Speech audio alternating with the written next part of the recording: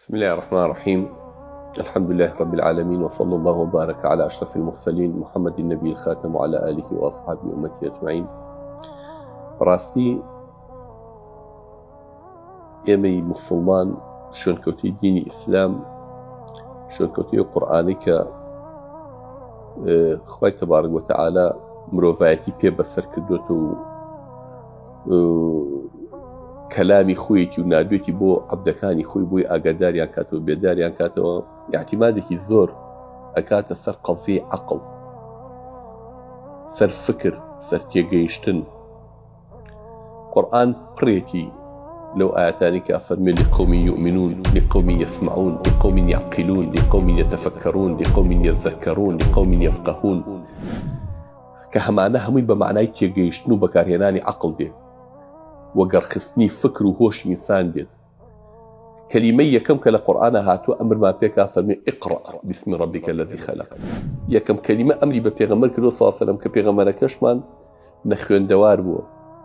بەڵام خوای گەورە بە کەلیمەی ئیقرا پێڵە بخوێنە، فێرمانەکە کە خوێندنەوە و تێڕامان و وربوونەوە لەم کەونە و لە دروستکراوەکانی خوای گەورە ڕێگەی ئیمان و دۆزینەوەی ڕاستیەکانە. بزانن نەخوێندەواری بۆ هەموو کەسێک نوقسانیە، بەڵام بۆ پێغەمبەری خۆمان محەممەد صلی الله عليه وسلم بەڵگەی ڕاستی پێغەمبەرایەتەکەیت، چونکە معقول نییە کەسێکی نەخوێنەوار کە لە عومریا قەڵەمێکی نەخسۆتە سەر کاغەزێک و مەکتەبێک و مامۆستایەکی نەبوو، لەناو کۆمەڵێک قەومی نەخوێنەوارە گەورە بووە کتێبێکی ئاسمانی وا بێنێت کە لووتکە بێت لە هەموو بوارەکانی عیلم و زانستە. ئەوەی نەیخوێنێتەوە و نێتە ناو ئەو کتێب و دراسەی ئەو کتێبە نەکات، نازانێت عەزەمەت و گەورەی ئەو کتابە چییە کە قورئانە، کە ئێمە بەوە ئیمانمان هێناوە. ئێمە مامۆستایانی فیزیا و کیمیا و کەون و فەلەک و بوارەکانی ژیان بە پزیشکی و پێکاتەی لەشی خۆمان جواب زۆر لەو پرسیارانەمان ناداتەوە کە پرسیاری مادین، باسی ئەم کەون و کائیناتی تیا، ئەم ئاسمانە، ئەم زەویە، باسی پانی و درێژی و ئەستوری و چڕی و بارستایی و ڕێژەی مادە و ئەم شتانە بۆ ئێماکات. بەڵام پرسیارە وجودیە گەورەکان وەکوی ئێمە بۆ لەم کەوناین، بۆ هاتوین، چیەکەین لێرە، چیمان بەسەر دێ، مرۆڤایەتی چیەکە لێرە، بۆ ئێمە جیاوازین لە باقی مەخلوقەکانی کە لە کەونێکی ئاوا گەورە کە وەکو عولەمای فەرەگەڵەن زیاتر لە 13 ملیار و 800 ملیۆن ساڵ تەمەنێتی ئەم هەموو مەجەڕاتە، ئەم هەموو ئەستێرە گەورەیە، ئێمە ئەم کۆمەڵە مەخلوقە لەم ئەستێرەیە، قەرەباڵغێ لەم ئەستێرەیە، ژیان چیەکە لەم ئەستێرەیە، بۆ بەتەنیا ئێرە، بۆچی دروست بووین، کێ خاوەنمانە، کێ ئەم کەونە ئەبا بەڕێوە. بەڕاستی خستنە گەڕی مێشک تا ڕادەیەک ئەم شتانە هەست پێ ئەکات، بەڵام جوابی پرسیارە وجودیەکان نایەتەوە. پێویستە بزانین عەقڵ چۆن بەکاردێنین، یعنی زانایەکی کە لە بواری مەسەلەن بڵێن حەشەراتە ئیشەکات، دانیشە 30 دانە ساڵ 40 دانە ساڵی عمری بەدیار مەسەلەن پەپولێکەوە، قالمچەیەکەوە، جۆرێکەوە، دیقەتی ئەم حەشەراتانایە، ئەمە چەند جۆری هەیە، چۆن ئەژین، چۆن زاوزێ ئەکەن، لەکوێوە دێن، ئەڕۆن بۆ کوێ، چۆن ماڵ دروست دەکەن، نێرومێ چۆن جوو دەبێت و چۆن بێچۆکانیان ئەبێت، دوای ئەم بێچوانە چۆن بەخێوەکەن، چۆن بەرەڵابن لەم ژیانەیە، کۆ ئەندامی هەناسەیان، کۆ ئەندامی زاوزیان، وردەکاری هەموو شتێک 40 دانە ساڵ لە عمریە با خەریکەوەیە. بەڵام بیر لەوە ناکاتەوە ڕۆژێ لە ڕۆژان بڵێ باشە ئەمە کێ دروستی کردی، ئەم هەموو کۆ ئەندامە لەناو ئەم حەشەرە بچووکەیە چۆن کۆ بووە، چۆن ئاوا ئیژەکات، دەعبایەکی بچکۆلە لەم ژیانەیە ماڵ دروست دەکات، زاوزێ ئەکات، بێچوو ئەخاتەوە، دیفاع لە خۆیەکات، دیفاع لە ماڵەکەیەکات، دیفاع لە بێچۆکانی ئەکات، ئەزانێت چ خواردنێ بۆ ئەم ئەگونجێت، چیش بۆ ئەم ناگونجێت، هەرچی پێداویستی ژیانی باش ئەمە لەکوێ بیلەوە ناکاتەوە، ئەمە چۆن ژیا، چۆن دروست بوو، چۆن کێ ئەمەی دروست کردووە. بەڕاستی ئەمە بەکارهێنانی عەقڵ نیە، بەمە بڵێ عەقڵ من بەس بێم لەم بوارەیە لێکی بەمەوە کە ئەم حەشەراتە چیەکە و چۆن، بەڵام بیر لە خالقەکەی نەکەمەوە، بە ئێمە بڵێن وەڵاوە لە عیلمە چێتە دەرەوە، چێتە باسی فەلسەفە و میتافیزیقەوە. ئەی بۆچی کێتە ئەو بوارەوە بێ ماڵەنی تر عەقڵە بەکارمێنە، بۆ ناتانێ خواکەمان بناسین، کە پێمانەڵێن ئەم کەونە لە تەقینەوەیەکە 11 ملیار و 800 ملیۆن ساڵ لەمەوە پێش لە بینیەکە تەقیوەتەوە تا ئەوێمانە بن تا سانیەکانی یەکەمی تەقینەوەکەمانە بن بەزەڵێ پێش ئەو بیر لێ مەکەرەوە مەڵێکی ئەم تەقینەوەی دروست کردووە کە ئەگەر هاتاتۆکو زاناکانی فەلەک و فیزیا ئەڵێن یەک تۆز گوڕی تەقینەوەکە زیاتر بواە ئەم کەونە دروست نەئەبوو یەک تۆزیش کەمتر بواە هەر دروست نەئەبوو ئەمەندە بە ئەندازە و بەڕێکی دانراوە ئەم کەونە هەر هەموو لەسەر سیستم و لەسەر نیزام ئەڕوا بەڕێوە پێمانەڵێن بازە خارقەکە مەکەوان لە بواری عیلمانیە فێرمانەکەن کە عەقڵ بەکەڵکیەوە نایە باسی ئەوەی پێ بکەیت بەڵام بەس لە فیزیا و کیمیاکە لە مادەکە لە صفاتی مادەکە قەیناکە ئەمە سوکایەتیکردنە بە عەقڵ قورئانەکەی ئێمە لە 49 شوێنە باسی عەقڵ و مشتەقاتی عەقڵی بۆ کردووین 49 شوێن لەو قورئانەیە هانمانەدا عەقڵ بەکاربێنین کەس بە ئێمە نەڵێەوە عەقڵ بەکار نایەنن ئەوانە عەقڵ بەکار نایەن کە عەقڵی خۆیان دۆگما کردو بەس تەنها لە هەنگێک صفاتی مادیە بەکارێنن باقی شتەکانی تر عەقڵی خۆیانی تیا بەکار ناهێنن ئێمە بەرچاو ڕۆشنین ئێمە خوای گەورە پێمانەڵێ وەرن لەم کەونە ورد بنەوە لە نەفسی خۆتان ورد ببنەوە گەورەی و عەظەمەتی ئەم خالقەتان بۆ دەرەکەوێت کە دروستی کردوون ئێمە وەکو کۆمەڵە مرۆڤێک کۆمەڵە ئینسانێک کە بەسەر هەموو مەخلوقەکانی کە ئێمە هەمانە دەسەڵاتمان هەیە قووەتمان هەیە ئەتوانین هەمویان دەستەمۆکەین بۆ خۆمان بەس ڕۆژێ لە ڕۆژان وەرە بیر لە خۆت بکەرەوە بڵێ ئەم ئینسانی کە دروست بووە لەم سەرزەویەیە بەم پێکاتەی کە هەیە ئەمە لە خۆیەوە بووە لە خۆیەوە هەڵتۆقیوە ئەوانەی کە ئەم ئیدعایە ئەکەن بە من و توێڵن هەتا ئیسا یەک خانەی زیندویان نەتوانیوە دروستکەن یەک خانەی زیندوو قورآن بێما فەرمێ ئینە الەذینە تەدعون من دون الله لن يخلقوا ذبابا ولو اجتمعوا له هەموو ئەوانەی کە ئێوە پێتان وایە لە جیاتی خوا ئەو فکرانێ مەڵام بە فڵتفە دروست بووە وەڵا لە کارلێکی کۆمەڵە مادی کیمیایی دروست بووە وەڵا چۆن دروست بووە چۆن هەرچیە گەنن لە غەیری خوا هەر هەمووتان کۆ ببنەوە مێشێکتان پێ دروست ناکرێت هەرچی زاناکانی دنیا هەیە هەرچی پرۆفیسۆرەکان هەیە هەرچی بیرمەندەکان هەیە هەمووتان تواناکانتان بکەن بێگەڵێ مێشێکتان پێ دروست ناکرێت دەسەڵاتی دروستکردنی مێشێکتان نییە بۆ بیلەوە ناکەیتەوە کاکە تۆم دەسەڵاتە نییە خالقێک ئەم زیندوی دروست کردووە تۆ خانێکی زیندوو پێ دروست ناکرێت ئەم بەشەرە لە چەند تریلیۆن خانە پێکات و زیاتر لە 30 تریلیۆن خانە لە گیانایەتی بیلەوە بکەرەوە سەیرێکی خۆت کرد لە ئاوێنەیە ئەم بیکە پێوتی قژ ئەم تاڵە وانە هەمووی هەر لە خانە دروست بوو بۆ خانەکانی ئەم جیا لەگەڵ خانەکانی پێستا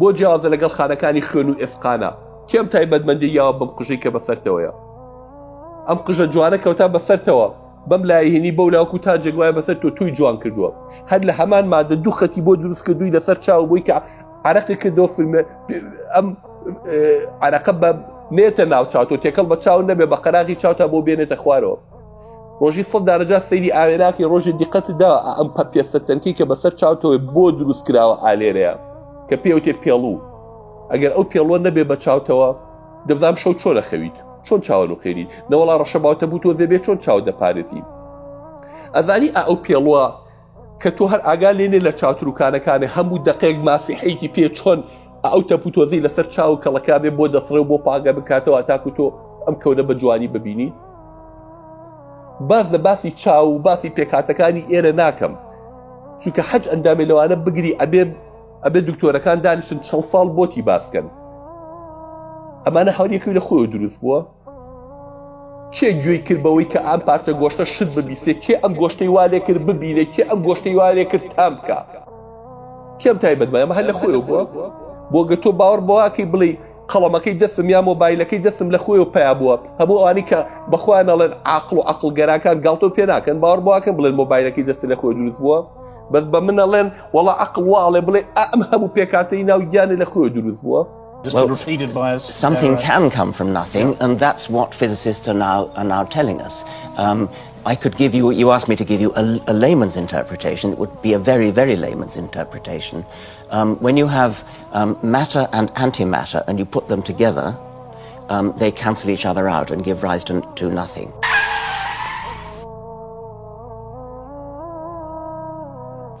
What Lawrence Krauss is now suggesting is that if you start with nothing, the process can go into reverse and produce matter and antimatter.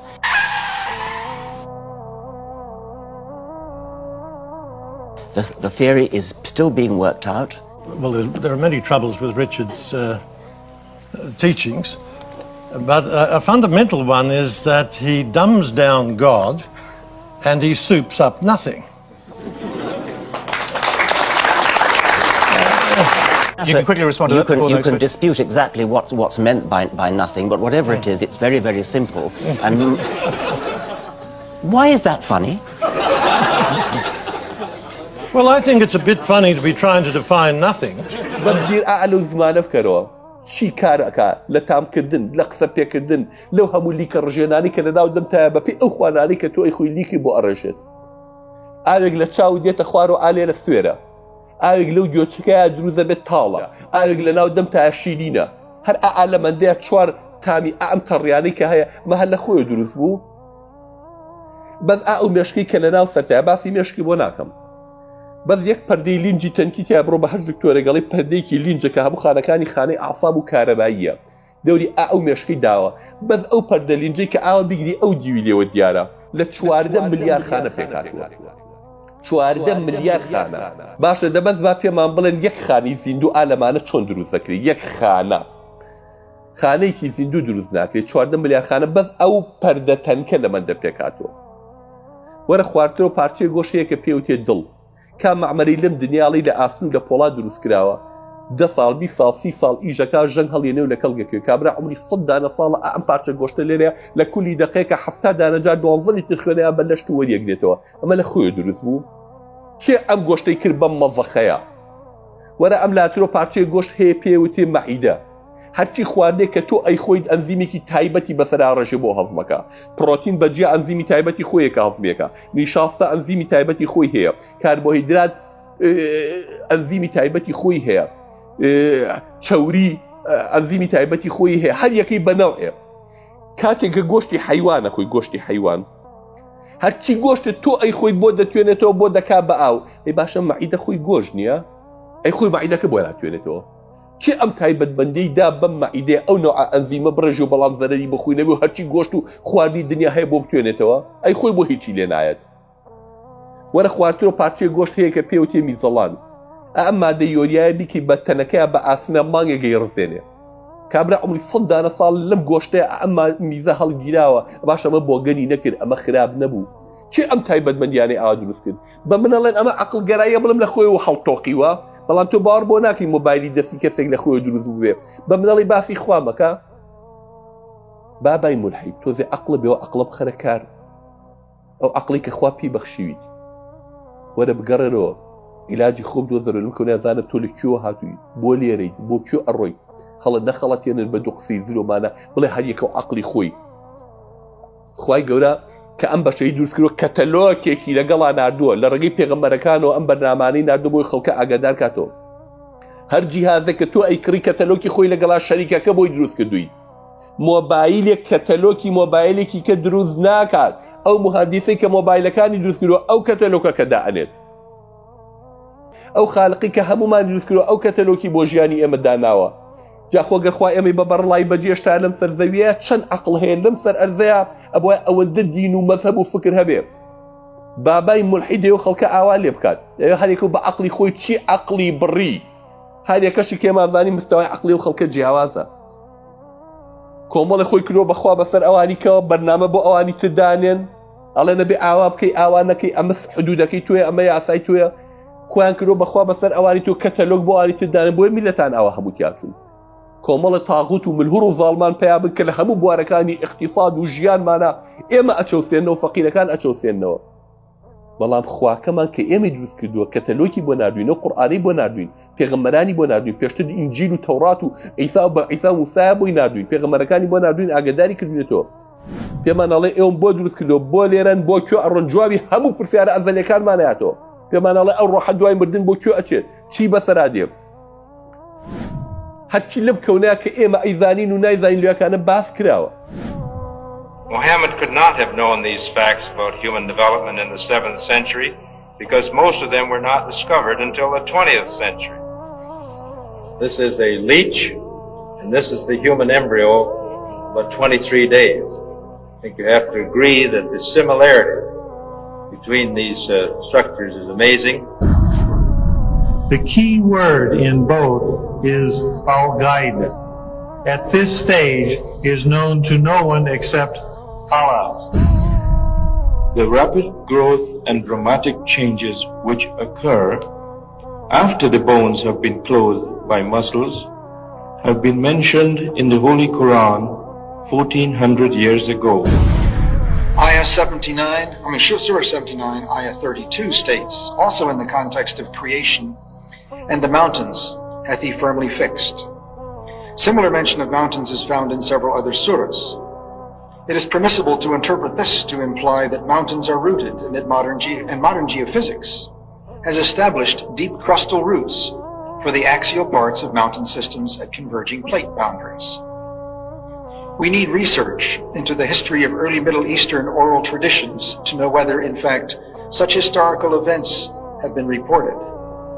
If there is no such record, it strengthens the belief that God transmitted through Muhammad bits of his knowledge that we have only discovered for ourselves in recent times. 1,400 years ago, when the world was immersed in darkness, the Quran was revealed, which brought light to a beleaguered world. And whereas the earlier books came with many scientific mistakes due to the hand of man having delved into them, the Quran had none of these contradictions. The world thought there could be no reconciliation between religion and science. But the Quran mentioned many scientific facts in great detail, like how a human being developed in the mother's womb, and described other scientific facts which amaze the world's renowned scientists and scientific community.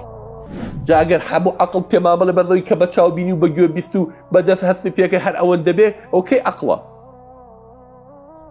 اوکی راستی و بکار نهێنانی عقله ئێمە چۆن بۆ فیزیک ئەبێ بەکاری بێنە بێ بۆ میتافیزیقیش و عقله بەکار بێنین و ڕاستەکانی پێ بدۆزینەوە زانین ئەو دوو بینراوەکان چی هەیە عقلی لەناو ئێمەیە بەکارهێنانەکەی ئەمەندە معقەدە پێویست بەوە کە شەریکەکەی کە دروستی کردۆ کەتەلۆکی لەگەڵا بنێرێت بۆیە کە خوای گەورە قورئانی بۆ ئێمە ناردووە ڕاستەکانمان بۆ ڕوون نەکاتەوە پێمان ئەڵێ چۆن ئەو عقڵە بەکاربێنی چۆن بەڕێوە عقڵەوە بگەیتە ڕاستیەکان ئەوە بەکارهێنانی عقل نییە کە تۆ ئاوە چاوی خۆکیۆرکی لەو دیو فیزیا و بڵێ نابێ بچی بۆ میتافیزیق و نابێت نەبیراوەکان بیریە بکەمەوە ئەوە بچووکردنەوەی مرۆڤە لەناو بازنەیەکی بچووکە بۆی هەر لەو بازنەیە بخولێتەوە نەچێ وەڵامی پرسیارە گەورەکانی ئەم کەونەوە ئەم بوونەوەرە بزانێت الحەمدولillah ئێمە کە بە چاو ڕۆشنی بۆی قورئانە داواکەم لە هەچ کەسێک کە گوێی دەمەیە بەتایبەتی کەسێک ملحیدە با بۆ یەک کەڕەتیش بێت دانیشی خۆی ئەو قورئانە بێنە بیخوێنێت بە تەرجومەکەی بزانێ بە هەر تەرجمەی دەستیکەوە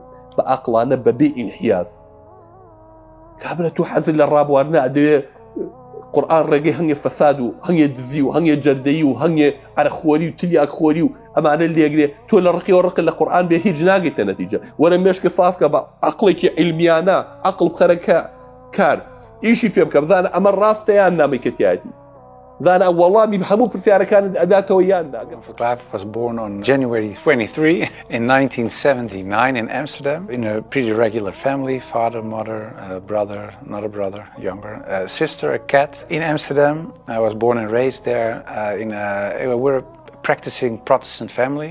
After I finished high school, I studied comparative religion. I was a teacher for a few years. There happened a lot of things in the Netherlands, especially in my life. Also, when I look at the bigger picture when it came to Islam, I became politically active for the Freedom Party. I became a member of parliament. And in the end, I decided to write an anti-Islam book, which started as an anti-Islam book, changed into this search for God, and it ended up me becoming a Muslim. Because I was kind of shocked, I started writing to several authorities on these religious matters. And one of the guys that I wrote to was Sheikh Abdul Hakim Murad, and he's a professor from Cambridge University. But in a way it was kind of strange, of course, because I was a politician back then still. I was writing an anti-Islam book with an anti-Islam purpose. And I'm asking this Muslim professor from another country, can you help me?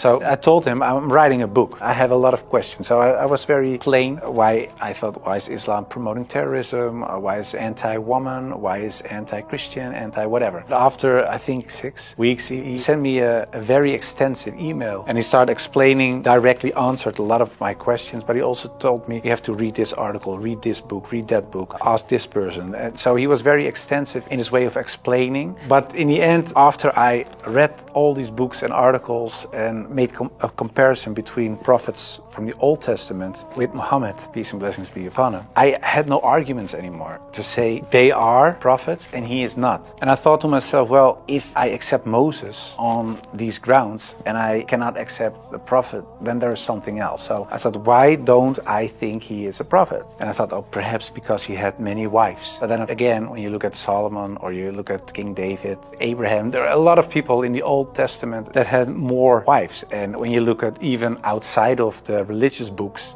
culturally in Europe, in Africa, Asia, everywhere, there were men with several wives for several reasons. So I thought to myself, well, that cannot be a reason either. So one by one, all these reasons fell. And in the end, I thought, well, I have to say all of them are not prophets, but I didn't believe that because I thought, well, the things they did, they said, the miracles that happened, etc., they were confirmed in what they said and what they did. So they are. And then I said, well, then I have to accept that Prophet Muhammad perhaps is a prophet too. So I was doubting it. So first I thought, well, it's the most evil person I know because of the history. Then I said, well, perhaps it's not that evil, but he's not a prophet. And in the end, I started doubting perhaps he is a prophet. Yeah, that took, of course, me reading a lot of books again. And the one thing that I think was very wise of Abdul Hakim Murad to say was, he said, well, the books you read about with the anti-Islam arguments are written by non-Muslims. He said, if you want to know more about Christianity, you don't read books from atheists. You start reading the books from the Christians. Why do they believe this? What are the arguments? So he said, you have to do the same with Islam. So start reading Islamic books from Islamic teachers, from Islamic scholars, etc. And then you can see, if you compare the books on the same topic of people who are Muslim and wrote those books and non-Muslims, you can see where they took the wrong turn, where they translated words in the wrong way, sometimes perhaps even not on purpose, but just because they didn't know, where things are added, where things left out of it. So, and in the end, you see there's this other religion almost created because of all these things. And that's what I did. And that's what I also did with the life of the Prophet, because I read a book from Martin Links, The Life of the Prophet, based on the earliest source of Muhammad. And it was written, of course, by a convert. And his way of reasoning, his way of telling, his way of writing appealed to me because it's culturally the same thing. How do I approach a certain topic, etc. And it was the first time that I saw him not so much as a warlord, because that's the picture I had in my mind, but I saw him as a father, and I saw him as a friend and a teacher, and so much more. And so, yeah, I saw the person and his character, and I said, well, I can say a lot, but I cannot say that this is not a good man. So his character persuaded me to read more and to want to know more. What surprised you the most while doing your research? The story about Hind, there was something that, like a switch, like I had to change. And it was because I thought Hind was the wife of one of the enemies, Abu Sufyan. And in a way, they gave money to kill Hamza, the favorite uncle of the Prophet. And that was what happened on the battlefield. He got killed. They even paraded with his ears and cut off his nose and horrible stuff. So the Prophet was deeply sad, of course, of what happened. And years later, he became powerful. He came in power in Mecca. And then there was Hind. And I was reading this book and I thought, okay, now she gets crucified or her head gets cut off or something like that. But he said, well, I cannot look at her right now, but everybody is forgiven. And if you want to stay here and live among the Muslims, it's possible. If you don't want that, you can go. But bloodshedding is over now. And I thought to myself that she was forgiven. If you can forgive someone who kills a relative, especially a favorite uncle of you, even starts parading with parts of his body to show other people that she humiliates you and whatever you stand for, that means you have such a great character. It's very special. It's something you don't see. And that's what he did. So I thought to myself, well, it was a really special guy. And when I thought that, I thought, well, I have these arguments for him being a prophet. I see his character. I see the way he treated other people. I see how he treated his enemies. I think he is a prophet. But then I thought to myself, whoa, that's horrible. Because I already accepted this oneness of God. And now I say he is a prophet. If I say there is only one God and Muhammad is his prophet, prophet. It's almost shahada. So I thought to myself, okay, let's close the books, stop. This is going in the wrong direction. And of course, I wasn't that anti-Islam anymore because of what I read, what I saw, and what I experienced. What I tell you now, it sounds a little like a fairy tale, but it really happened. In the end, there were all these books at the table, and when I had this feeling of, yeah, okay, this is shahada in a way, I said, well, I put all the books away, and I put the books on the highest shelf, but there were so many books that a lot of books fell off the shelf. And one of the books that fell off the shelf was the Quran. And when I picked it up, my hand was on a page with Surah 22, Ayat 46. And it says, it's not the eyes that are blind, but the hearts. And I thought to myself, that really is my problem, because it wasn't the eyes. I really could see what I written down myself. Nobody forced me to write this book. Nobody said you have to write this or that. I started writing myself, and I could see it with my own eyes, but I still couldn't accept the fact that I said he is a prophet, there is this one God. I just couldn't. So it wasn't my eyes that were blind, but it was really my heart. I couldn't accept it. I think my nafs or whatever, my ego, I couldn't accept it. And I said, well, God, I don't care if it's the God from the Bible or the Quran, give me a sign or something so that I 100% sure know this is the way. And I went to bed, but when I woke up, I felt very secure in myself. I really felt very secure. I've never been more secure about anything else. The whole anxiety or the whole doubting issue, it disappeared like snow for the sun. But most of them were very negative, of course. For a lot of people, especially some uncles and aunts, it was kind of a shock. They heard it when it was on the news. I told my mother, and my mother started crying. And my wife was pretty open. Yeah, she was very cool about it. She said, well, if Islam is what you really believe and that's in your heart, who am I? And yeah, some people from my old work were really aggressive. I got over 2,000 death threats from people who used to support me, of course, people who voted for me. People said the most horrible things. We will rape your wife, shoot you, we know where your children go to school, stuff like that. And most of them, of course, is nonsense because they're crazy people writing things on their computer. So it was kind of a hectic time, and I had to tell my work, of course, and it was this Christian organization, so to say, the leader of the pack. He said, I can't believe it. And he said, well, I noticed this change when you talked about certain topics on radio. You were kind of a little more mild, not so harsh anymore, but you becoming a Muslim. And after I said, yeah, I became Muslim, he said, I couldn't sleep for it for 2 days. I couldn't accept it. It was so strange. So I would certainly not advise Google. It's the last thing I would advise. I said, shut down the computer. No, I think it's very important that people read books, real books with pages and stuff. I would recommend Muhammad, His Life Based on the Earliest Sources of Martin Link's, the book I talked about earlier. It's a green book. I became much more happy after I became Muslim. So I would like to invite everybody to become Muslim, just because it brings peace to your soul and peace to your heart. It is the truth. It resonates with heart and soul. At least look at it from an Islamic perspective. Try to read and study the life of the Prophet. Try to understand what the Muslims believe. Not so much the behavior of Muslims, because there are a lot of Muslims that don't live like Muslims, including myself. I don't always live like a Muslim. I should, we all do. But you should look at the example of all examples, and it was the Prophet. And if you study his life, perhaps you find guidance that leads you to the truth. هوا أرزوكان بخرة أولا والرقة كيدل بخرة أولا ولو قرآن بشويك علمي أكاديميان بخيروا إن جابزانا شو شيء إسرائيلي كذي أكيد ولأن كن بترسنا لو قرآن نريد دسيب وبري وافزاني كهرباء بقريب توي مثقفة من باور بعقله بولا خودة ترسي دور قرآن بخيروا وفزانا شيء بيله فزانا شو قناعتي بيكات كتولة شخليك أبوها تعيسى وراستيك أشتيا ويقولها مو ما بتشاور شنك إن شاء الله